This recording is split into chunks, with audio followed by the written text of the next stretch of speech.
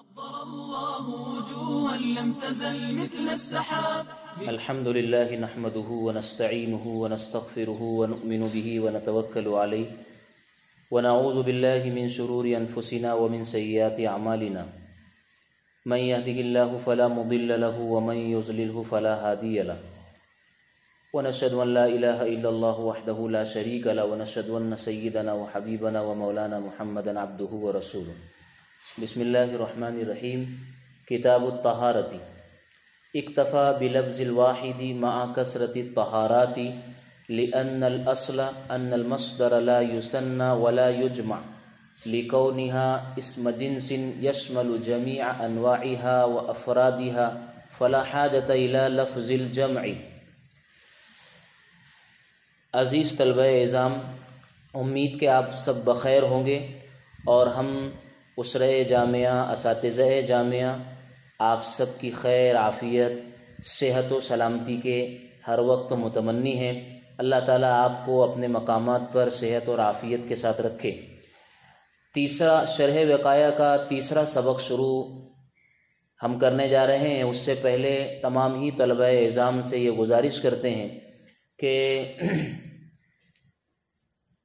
On line تدریس کا یہ جو سلسلہ جامعہ کے منتظمین اور اساتذہ کی فکروں سے شروع ہوا ہے، آپ اس کو قدروں کی نگاہ سے دیکھتے ہوئے اس کے ساتھ اپنے آپ کو جوڑیں اور اس سے خوب استفادہ کرنے کی کوشش کریں. اللہ تعالی ہمیں اور آپ کو عمل کی توفیق عطا فرمائے. کتاب الطہارۃ. مصنف شرح وقایہ نے یا مصنف وقایہ نے کتاب الطہارت، حمد و صلات اور خطبہ کتاب کے بعد سب سے پہلے کتاب الطہارت کا آغاز کیا. کتاب الطہارتی، یا تو ہم اس جملے کو مبتدا محذوف کی خبر بنا سکتے ہیں، اے ھذا کتاب الطہارتی، یا یہ کہ ہم کتاب الطہارتی کو مبتدا مان لیں گے اور اس کی خبر کو محذوف قرار دیں گے.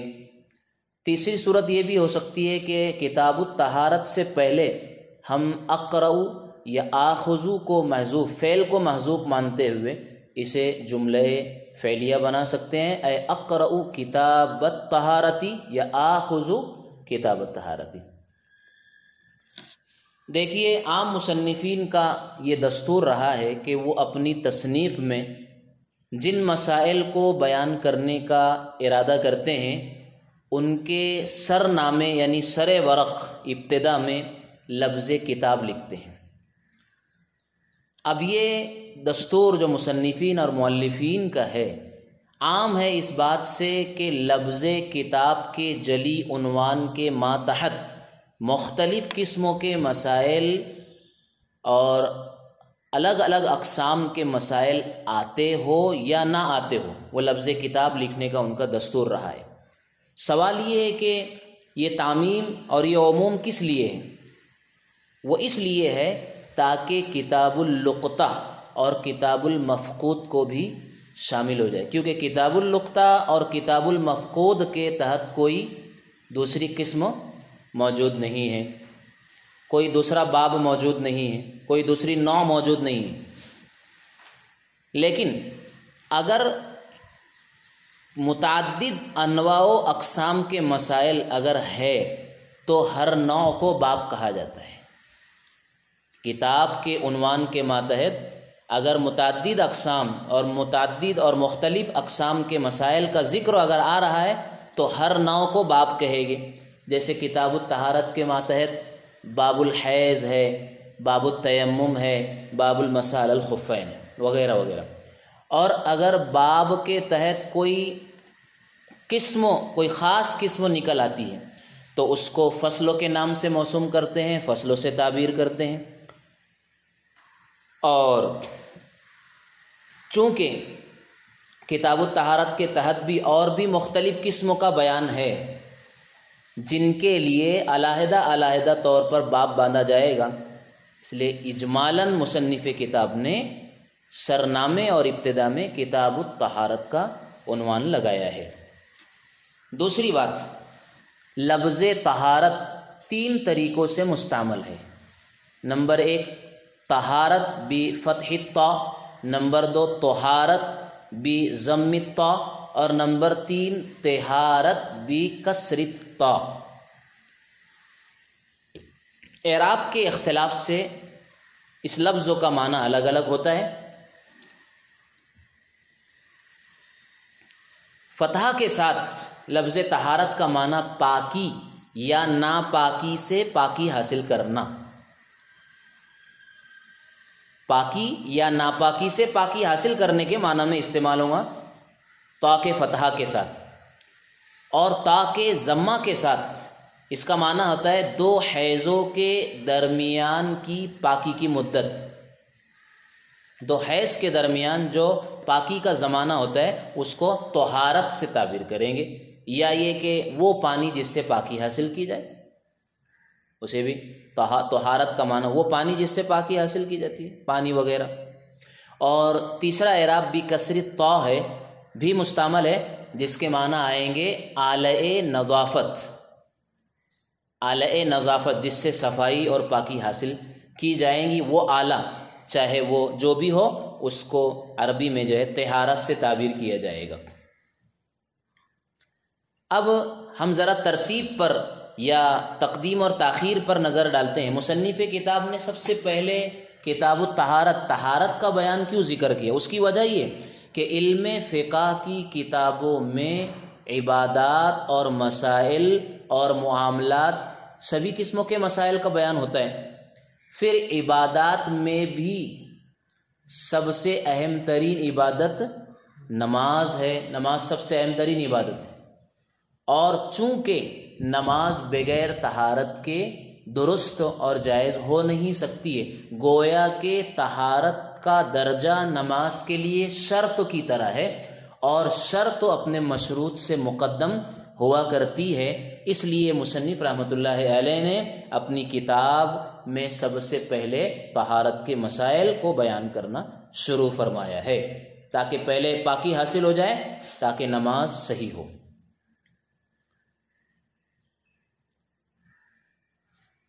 اکتفا بلفظ الواحد مع کثرت الطہارات، اس عبارت میں صاحب کتاب نے ایک سوال خود اٹھایا ہے اور اس کا جواب خود ہی دیا ہے۔ سوال انہوں نے یہ اٹھایا ہے کہ طہارتیں تو بہت ساری ہیں، طہارت البدن ہے، طہارت الثوب ہے، طہارت المکان ہے، جگہ کی پاکی، کپڑے کی پاکی، بدن کی پاکی، اسی طریقے سے نجاست غلیظہ سے پاکی، نجاست خفیفہ سے پاکی وغیرہ وغیرہ۔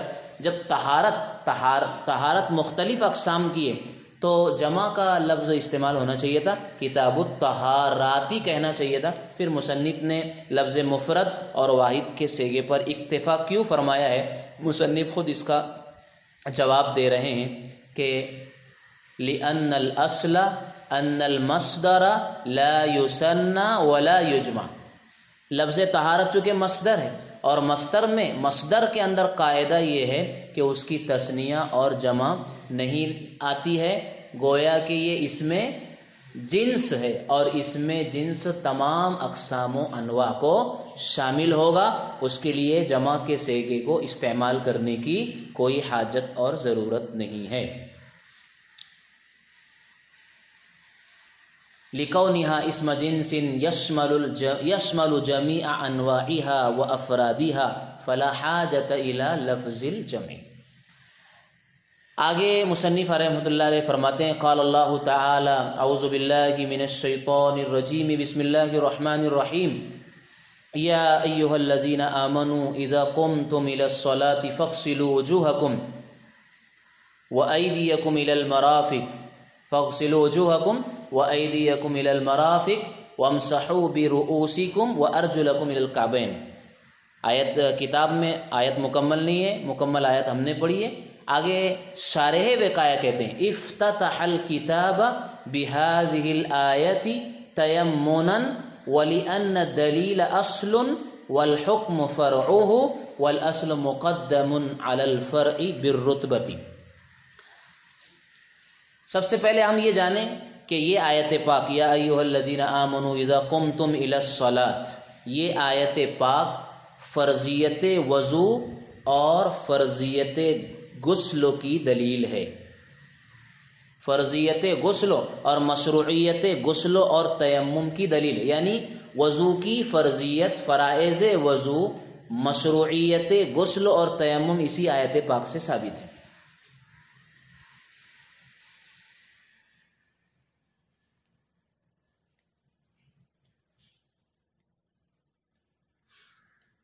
وضو اور غسل کے بارے میں حکم پہلے ہی سے تھا جب نماز شروع ہوئی تھی، اور یہ حکم جو ہے یا ایھا الذین آمنو کا خطاب جو ہے مردوں اور عورتوں سب کو شامل ہے۔ اے اذا اردتم قیام الصلاۃ یا اذا کنتم محدثین فاغسلوا، جب تم نماز کا ارادہ رکھتے ہو تب جو ہے اعضائے وضو کو دھونا ہے، یعنی وضو کرنا ہے، یا جب تم محدث ہو تو وضو کرو۔ اگر محدث بحدث اصغر ہو تو وضو کر کے نماز پڑھو، اور اگر محدث بحدث اکبر اگر ہے تو غسل کر کے نماز پڑھو۔ آیت پاک میں وضو کے جو فرائض ہے اور اعضائے اربعہ ہے ان کے غسل اور ان کے مسح کا حکم دیا جا رہا ہے۔ اب اس میں یہ ہے کہ فَاغْسِلُوا وُجُوهَكُمْ وَأَيْدِيَكُمْ إِلَى الْمَرَافِقِ، چہرہ دھونا ہے سب سے پہلے، اس کے بعد دونوں ہاتھوں کو کونیوں سمیت دھونا ہے، دوسرا فرض ہو، اور تیسرا فرض ہے وَامْسَحُوا بِرُؤُوسِكُمْ، اپنے سر کا مسح کرنا ہے، وَأَرْجُلَكُمْ إِلَى الْكَعْبَيْنِ، اور چوتھا فرض وضو ہے اپنے پیروں کو إِلَى الْكَعْبَيْنِ، ٹخنوں سمیت دھونا ہے۔ اب اس میں بعض حضرات نے جو ہے رؤوس کا عطف جو ہے رؤوس کا عطف جو ہے بعض حضرات نے ارجلکم فاغسلوا وجوہکم پر کیا ہے، تو انہوں نے کہا کہ سر کو بھی دھویا جائے، سر کو بھی دھویا جائے۔ نہیں، وامسحوا برؤوسکم، اور اپنے ہاتھوں سے سروں کا مسح کرو، تو ارجلکم الی الکعبین، جمہور نے ارجلکم کے لام کو زبر کے ساتھ پڑھا تو اس کا عطف وجوہکم پر کیا ہوگا، ارجلکم زبر کے ساتھ، تو اس کا عطف وجوہکم پر ہوگا، یعنی گویا جس طرح چہرے کا دھونا ہے اسی طریقے سے پیروں کا بھی دھونا ہے۔ جمہور کے نزدیک یہی ہے کہ پیروں کو بھی ٹخنوں سمیت دو، اور بعض حضرات نے ارجو لیکم لام کے کسرہ کے ساتھ پڑھا تو انہوں نے وامسحوا برؤوسکم میں اس کا عطف جو ہے رؤوس پر کر دیا۔ اس صورت میں رؤوس پر اس کا عطف اور معنی ہوں گے کہ پاؤں کا مسح کرو۔ یہاں سے اصل میں مذاہب کا اختلاف رونما ہوتا ہے جو آگے جا کے ہم اسے بیان کریں گے، لیکن احادیث کثیرہ سے اہل سنت والجماعت کا اس پر اجماع ہے کہ پیروں کو وضو میں دھویا جائے گا، مسح نہیں کیا جائے گا۔ یہی جو ہے اہل سنت والجماعت کا مسلک ہے۔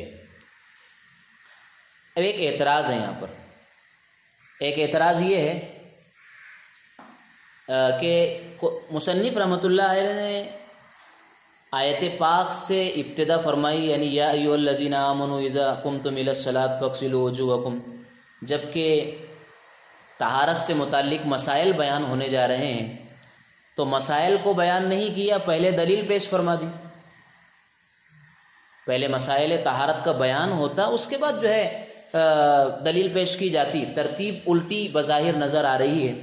تو اس کے جو ہے خود مصنف رحمۃ اللہ علیہ نے یعنی شارح وقایہ نے 2 جواب دیے ہیں ماتن کی طرف سے، اور ہم مزید 2 جواب آپ کو دیں گے جو ہمارے لیے زیادہ مفید ہوں گے۔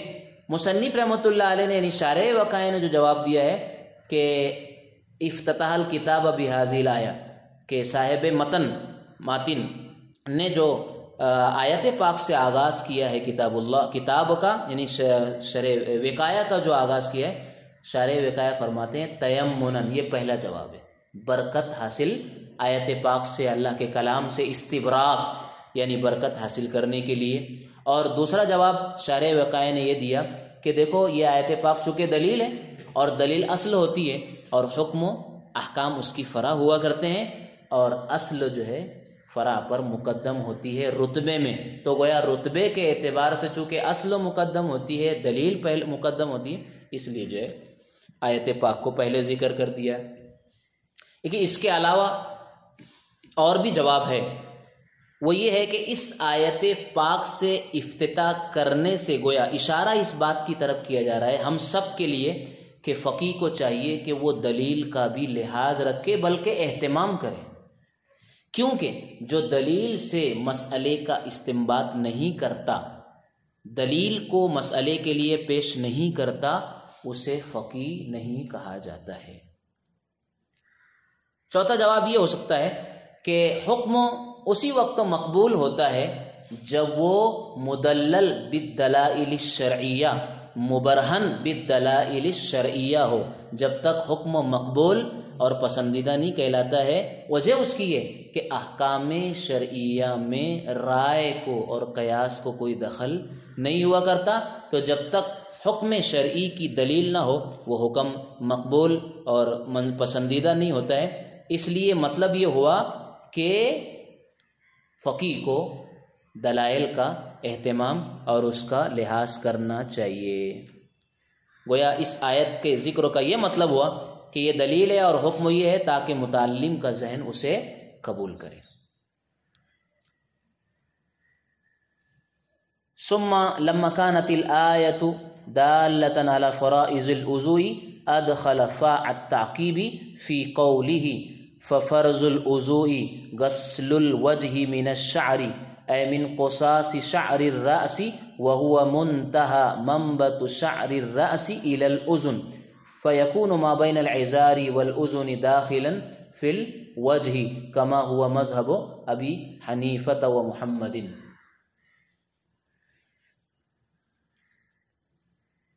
اس عبارت کو ہم انشاءاللہ اگلے سبق میں سمجھنے کی کوشش کریں گے۔ اللہ تعالی ہمیں ان باتوں پر عمل کی توفیق دے اور کتاب سے ہمیں زیادہ سے زیادہ مستفید ہونے کی اور اسے سمجھنے کی اللہ تعالی ہمیں توفیق بھی دے اور صلاحیت بھی عطا فرمائے۔ وما توفیقی الا باللہ۔